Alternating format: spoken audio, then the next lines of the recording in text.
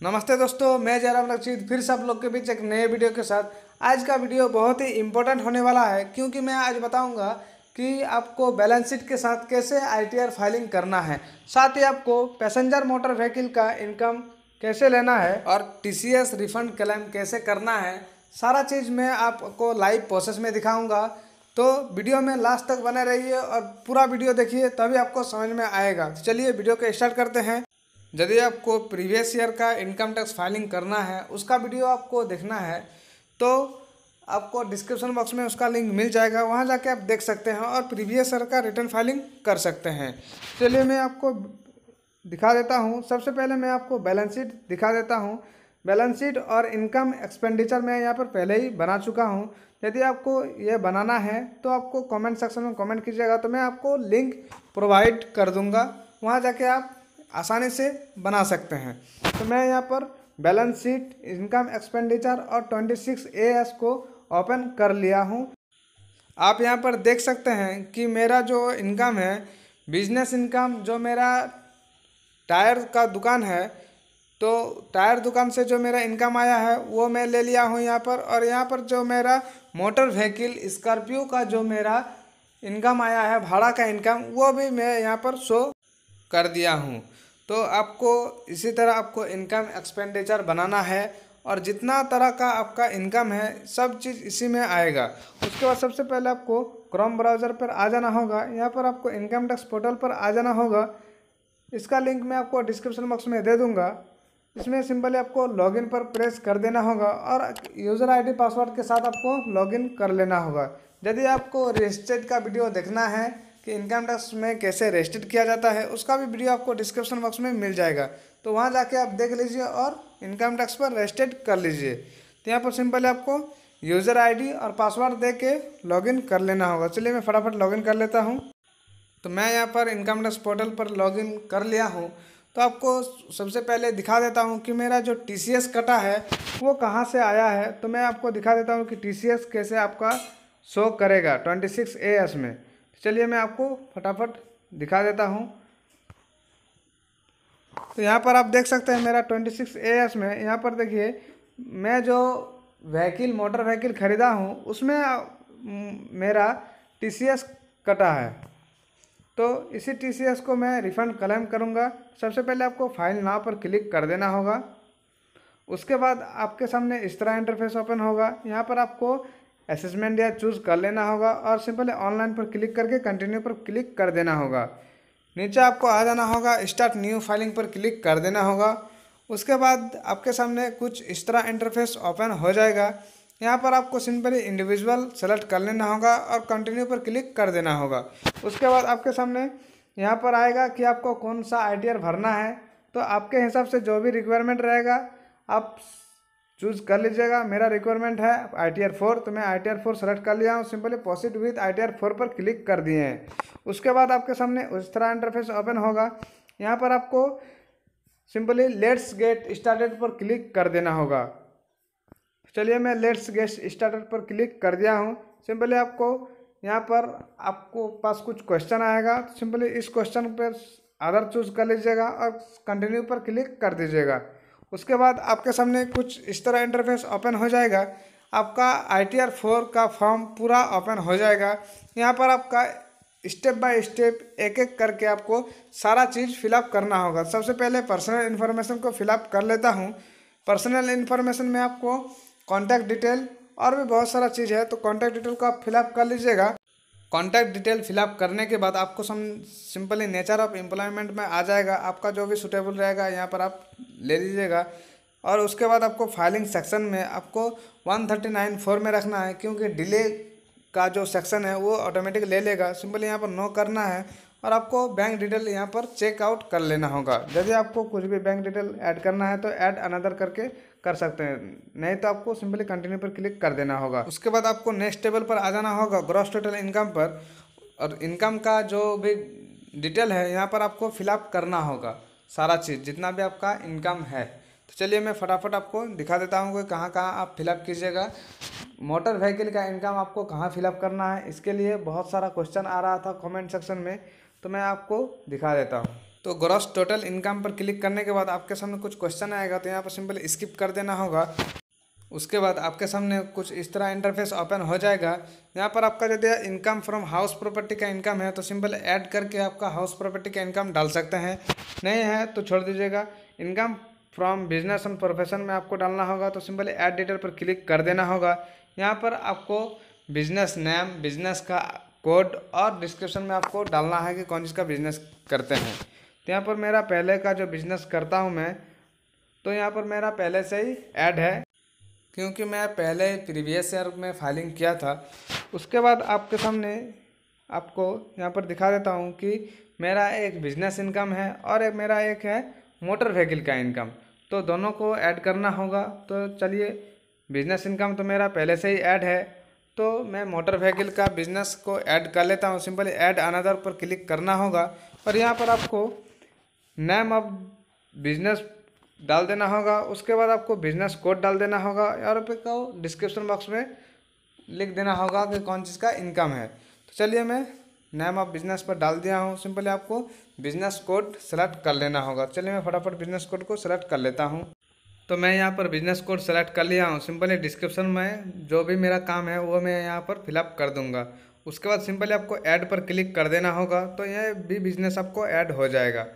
उसके बाद आपको यहाँ ग्रॉस टर्नओवर में आपको डालना होगा। यदि आपका ऑनलाइन से ट्रांजैक्शन हुआ है, सेल हुआ है, तो आपको ऑनलाइन पर वहाँ पर आपको डालना होगा, और यदि आपका कैश में है तो कैश पर यहाँ पर आपको डालना होगा। तो मेरा जितना भी सेल है सारा चीज़ कैश में है, तो मैं यहाँ पर कैश वाला दोनों को ऐड कर लेता हूँ। तो चलिए, मैं दोनों को कैलकुलेट से ऐड कर लूँगा। तो दोनों सेल जोड़ने के बाद मेरा जो आया है मैं यहाँ पर उसको फिलअप कर दिया हूँ।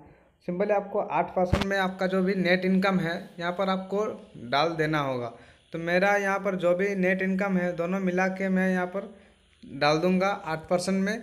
चलिए, मैं दोनों को जोड़ के मैं यहाँ पर डाल दूँगा। तो मैं यहाँ पर दोनों का इनकम जो भी है यहाँ पर मैं ऐड करके डाल दिया हूँ। सिंपली यहाँ पर ऐड पर क्लिक कर देना होगा। उसके बाद आपका जो भी इनकम है यहाँ पर आपका ऐड हो जाएगा। ऐड होने के बाद आपको कुछ इस तरह देखने को मिलेगा।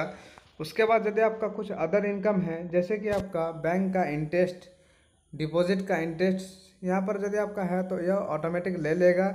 और यदि आपका कुछ अदर इनकम और है तो यहाँ पर सिंपल ऐड अनदर करके डाल सकते हैं, नहीं है तो सिंपल आपको कंफर्म पर क्लिक कर देना होगा। तो आपका इनकम का जो भी टेबल है ये आपका कंप्लीट हो जाएगा। उसके बाद आपको सिंपली नीचे वाला नेक्स्ट टेबल पर आ जाना होगा। यहाँ पर आपको कुछ डिटेल फिलअप करना होगा। तो चलिए, मैं आपको दिखा देता हूँ कि क्या क्या आपको डिटेल फिलअप करना पड़ेगा। तो सिंपली आपको financial particular of the business पर क्लिक कर लेना होगा, ऐड डिटेल पर। तो आपको चलिए ऐड डिटेल पर क्लिक कर लेना होगा। उसके बाद आपका जो भी लोन है या आपका जो भी स्टॉक है या कैश इन हैंड है या बैंक का जो भी डिटेल है यहाँ पर आपको सारा चीज़ फिलअप करना होगा। तो चलिए, मैं बैलेंस शीट को ओपन कर लेता हूँ। बैलेंस शीट के हिसाब से मैं वहाँ पर फिलअप कर दूँगा। तो जैसे मेरा सिक्योर्ड लोन है, तो सिक्योर्ड लोन मेरा कितना है, चलिए मैं आपको बैलेंस शीट खोल के दिखा देता हूँ कि कितना मेरा सिक्योर्ड लोन है। तो मैं बैलेंस शीट पर आ गया हूँ। यहाँ पर आप देख सकते हैं कि सिक्योर्ड लोन मेरा एक तो सीसी है और जो गाड़ी का फिनेंस है वो दोनों को ऐड करके यहाँ पर अब मैं सिक्योर्ड लोन पर डाल दूँगा। चलिए, मैं उन दोनों को ऐड करके डाल दिया हूँ। अनसिक्योर्ड लोन में मेरा कुछ भी नहीं है, एडवांस में भी मेरा कुछ भी नहीं है।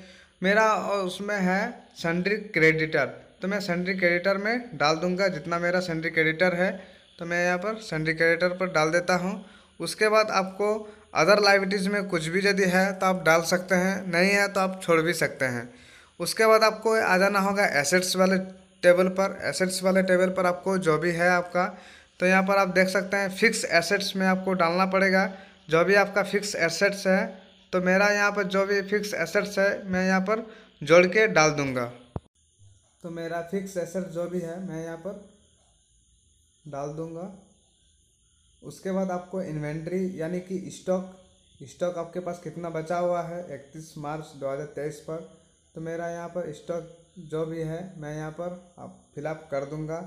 उसके बाद आपके पास आ जाएगा सन्ड्री डेटर, यानी कि आपका सन्ड्री डेटर कितना है, कितना आदमी सब पैसा पाइएगा जो भी सेल किए हैं, तो मैं यहाँ पर डाल दिया हूँ। उसके बाद आपका बैंक का जो भी बैलेंस है करंट अकाउंट सेविंग अकाउंट में मिला के आपको यहाँ पर फिलअप कर देना होगा। उसके बाद आपको कैश इन हैंड कितना आपका कैश इन हैंड है वो भी आपको यहाँ पर डालना पड़ेगा।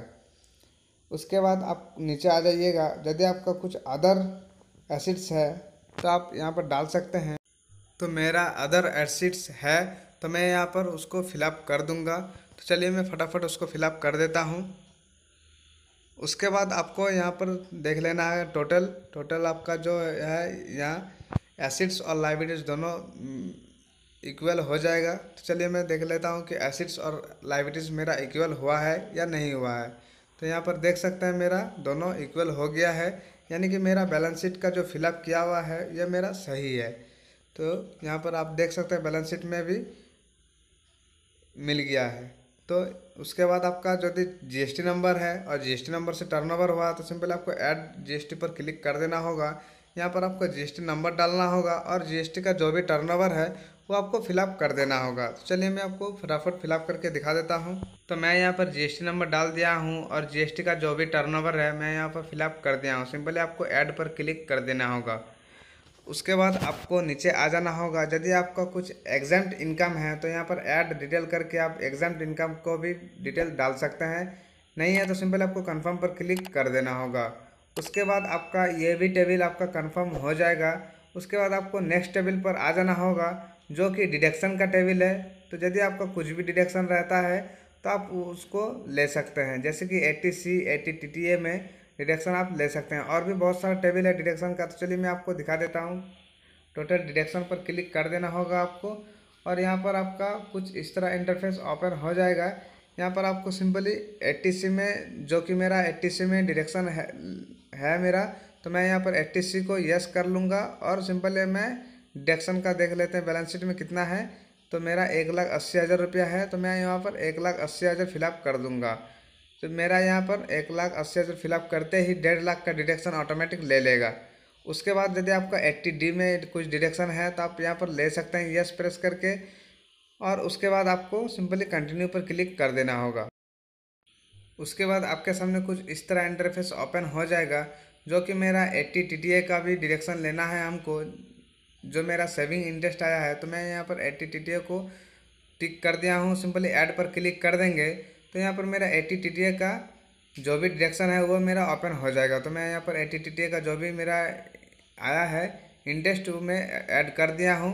उसके बाद आपके सामने कुछ इस तरह इंटरफेस ओपन हो जाएगा जो कि आपका 80C और आपका 80 TTA दोनों का डिडक्शन यहाँ पर आपको मिल जाएगा। तो चलिए मैं आपको दिखा देता हूँ कि किस तरह आपका शो होगा। तो यहाँ पर आप देख सकते हैं 80 TTA का मेरा डिडक्शन आ गया। टोटल मिला के मेरा 1,50,144 रुपया डिडक्शन ले लिया है। सिंपल आपको कंटिन्यू पर क्लिक कर देना होगा। उसके बाद आपके सामने इस तरह इंटरफेस ओपन हो जाएगा जो कि आपका डिडक्शन का भी टेबल कंप्लीट हो जाएगा। फिर आपको आ जाना है टैक्स पेड पर। जो मेरा TCS का जो भी TCS कटा है वो मेरा यहाँ पर ऑटोमेटिक शो हो जाएगा। आपका यदि TCS का शो नहीं करता है तो आपको यहाँ पर आ जाना होगा और डिटेल को फिलअप कर देना होगा। तो मेरा यहाँ पर ऑटोमेटिक आ गया है। तो मैं यहाँ पर सिर्फ एक बार चेकआउट कर लूँगा यहाँ पर 26 AS से और कंफर्म पर क्लिक कर दूँगा। तो मेरा यहाँ पर सारा चीज़ सही है। तो मैं यहाँ पर सिंपली कंफर्म पर क्लिक कर दूँगा। उसके बाद आपका यह भी टेबल कंप्लीट हो जाएगा। उसके बाद आपको नीचे आ जाना होगा और टोटल टैक्स लायबिलिटीज़ पर आपको आ जाना होगा। तो मेरा यहाँ पर देखिए जो भी मेरा टैक्स लायबिलिटीज़ है वो यहाँ पर आपका शो हो जाएगा। तो आप देख सकते हैं यहाँ पर मेरा जो भी ग्रॉस इनकम है यहाँ पर मेरा आ गया है 6,48,198 रुपया, जिसमें मुझे डिडक्शन मिला है 1,50,144 रुपया। उसके बाद मेरा जो नेट इनकम है वो मेरा यहाँ पर शो हो गया है 4,98,050 रुपया। तो मेरा उसमें आपका टैक्स बनेगा 12,403 रुपया, जिसमें आपको 87A के तहत आपको उसमें रिबेट मिल जाएगा। तो मेरा यहाँ पर जो भी टैक्स लगा है यानी कि मेरा जो भी लेट होने के पश्चात लगा है, जो मैं ड्यू डेट के बाद मैं फाइलिंग कर रहा हूँ, तो जिसमें मुझे 1,000 रुपया टैक्स पे करना पड़ेगा। तो मेरा यहाँ पर टोटल टैक्स 1,000 रुपया पेमेंट करना पड़ेगा जो भी लेट फी है। ठीक है, तो यहाँ पर मेरा सब चीज़ फिलअप हो चुका है। सिंपली आपको प्रोसीड पर क्लिक कर देना होगा। तो मेरा यहाँ पर जो भी TCS कटा था 11,990 रुपया, वो मेरा 1000 माइनस करके 10,990 रुपया रिफंड आ जाएगा। तो आप भी इसी तरह फाइलिंग कीजिए और अच्छा से पैसा अर्न कीजिए। आई होप इस वीडियो को आपको अच्छा लगा है। यदि इस वीडियो को अच्छा लगा तो वीडियो को एक लाइक जरूर से कर दीजिएगा। चैनल में नए हैं तो चैनल को सब्सक्राइब कर लीजिएगा। साथ ही बेल आइकन पर ऑल प्रेस कर दीजिएगा ताकि इसी तरह इन्फॉर्मेशन वीडियो सबसे पहले आप तक पहुंचे। फिर मिलते हैं आप लोग नेक्स्ट वीडियो में। तब तक के लिए जय हिंद, वंदे मातरम। Thank you.